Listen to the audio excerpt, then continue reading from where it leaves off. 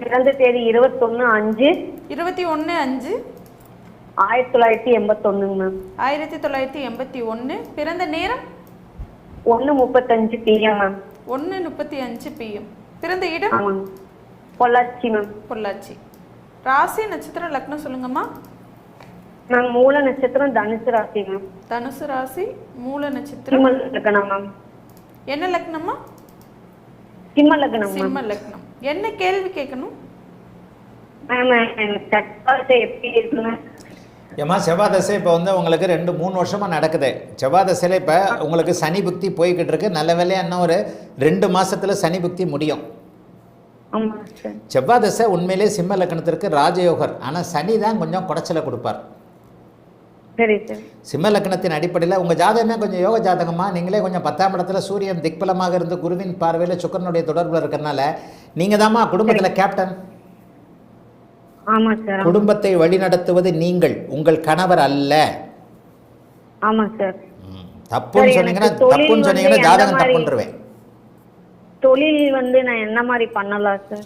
ஏம்மா உங்கள் ஜாதகம் வந்து செவ்வாய் தசை அருமையான யோக தசை.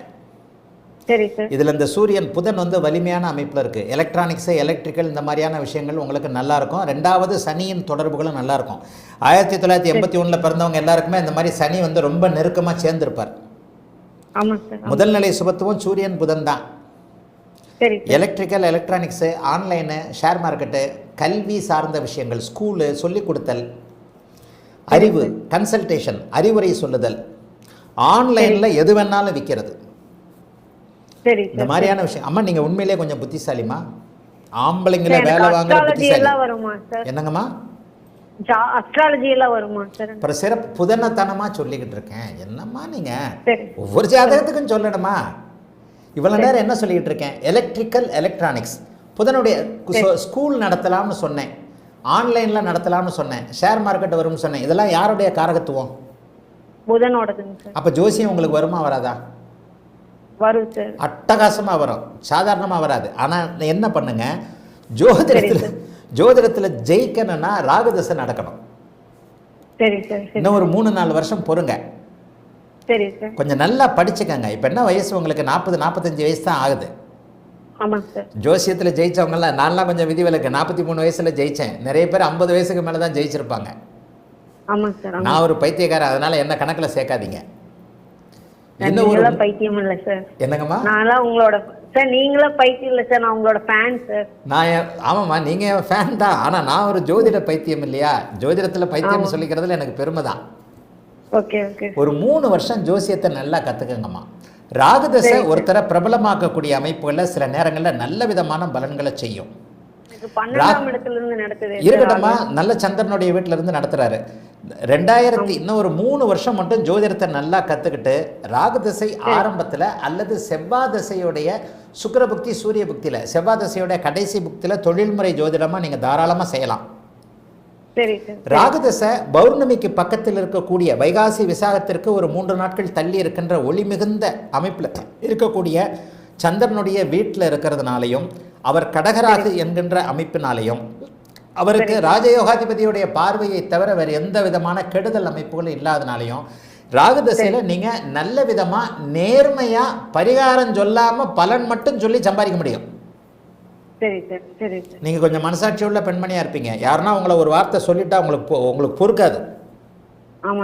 சூரியன் லக்னாதிபதி வலுப்பெற்றவர்கள், லக்னாதிபதி திக்பலம் போன்ற சுப அமைப்புகளில் இருக்கிறவங்க ஒரு மாதிரி நீட்டாக இருக்கணும். நான் தப்பெல்லாம் பண்ண மாட்டேன், என்ன நான் கூழோ கஞ்சியோ குடித்தாலும் சரி எனக்கு வந்து பேர் இருக்கணும்னு நினைக்கக்கூடியவர்களாக இருப்பீங்க.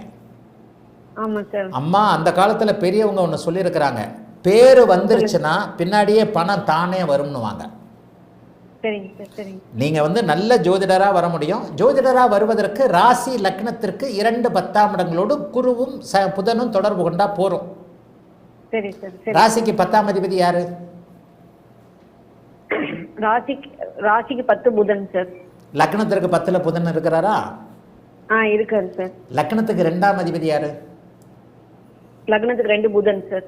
அப்போ என்னுடைய ஃபேன்னு சொல்றீங்கல்ல, அப்போ இதெல்லாம் உங்களுக்கு தெரியுது இல்லையா? ஆமாம் சார். 3 வருஷம் மட்டும் அவசரப்படாமல், அதாவது எல்லாவற்றிற்கும் நேரம் என்கின்ற ஒன்று இருக்கு. சரி சார். எல்லாத்துக்கும் நேரம்னு ஒன்று இருக்கு. அந்த நேரம் உங்களுக்கு ராகுதசை. சரி சார். ஜோதிடத்தில் ஜெயிக்கணும்னா ராகுதசை, அதாவது செவ்வாய் புக்தியுடைய தசையுடைய கடைசி புக்தியாகிய சூரிய புக்தியில் நீங்கள் வந்து சந்திர புக்தி, சூரிய சந்திர புக்திகளில் நீங்கள் கண்டிப்பாக தொழிலை ஆரம்பிக்கலாம். 2 வருஷம் கற்றுக்கிட்டு ராகுதசையில் ஃபேமஸாக வருவீங்க. வாழ்த்துக்கள். ஜோதிடத்தை நல்லா ஆரம்பிக்கலாம். உங்கள் ஜாதகம் நல்ல ஜாதகம். உங்கள் ஏரியாவில், உங்கள் பகுதியில் மற்றும் ஆன்லைனில் நீங்கள் பிரபலமான ஜோதிடராக கண்டிப்பாக வருவீங்க. இதே மாதிரி என்னுடைய ஒரு ஸ்டூடெண்ட்டு மதுரையில் இருக்கிறார், சாய் செல்வம்னு நினைக்கிறேன். அவர் அடிக்கடி போட்டுக்கிட்டு இருப்பார். ஒரு இதே போடுவார். ஒரு 15 வருடங்களுக்கு முன்பாகவோ 10 வருடங்களுக்கு முன்பாகவோ நான் மாலை மலரில் கொடுத்த கேள்வி பதிலில் அவரை பற்றி கொடுத்துருக்குறேன். ஜோசியத்தை தொழிலாக பண்ணுங்க, உங்கள் ஏரியாவில் பெரிய ஆளாக வருவீங்கன்ட்டு. இன்றைக்கி மதுரையிலேயே என்னுடைய மாணவர், குறிப்பிட்டு சொல்லக்கூடிய அளவிற்கு நல்ல பெரிய ஆளாக இருக்கிறாரு, சாய் செல்வம் என்கின்ற என்னுடைய மாணவர்.